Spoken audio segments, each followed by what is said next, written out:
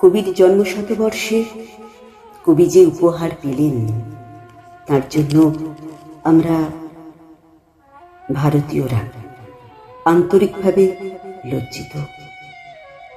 পারলে আমাদের ক্ষমা করবেন।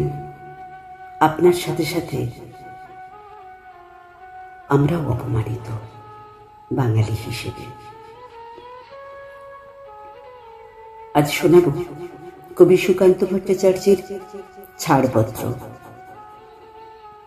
যে শিশু ভূমিষ্ঠ হলো আজ রাত্রি, তার মুখে খবর পেলুম, সে পেয়েছে ছাড়পত্র এক।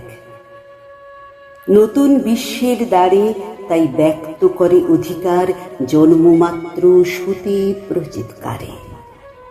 খর্বদেহ নিঃসহায়, তবু তার মুষ্টিবদ্ধ হাত উত্তোলিত, উদ্ভাসিত কি এক দুর্বোধ্য প্রতিজ্ঞায়। সে ভাষা বোঝে না কেউ, কেউ হাসে, কেউ করে মৃদু তিরস্কার। আমি কিন্তু মনে মনে বুঝেছি সে ভাষা, পেয়েছি নতুন চিঠি আসন্ন যুগের। পরিচয়পত্র পড়ে ভূমিষ্ঠ শিশুর অস্পষ্ট কুয়াশা ভরা চোখে। এসেছে নতুন শিশু, তাকে ছেড়ে দিতে হবে স্থান। জীর্ণ পৃথিবীতে ব্যর্থ মৃত্যু আর ধ্বংসস্তূপ পিঠে চলে যেতে হবে আমাদের।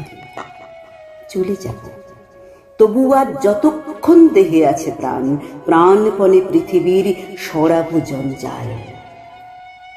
এ বিশ্বকে এ শিশুর বাসযোগ্য করে যাব আমি।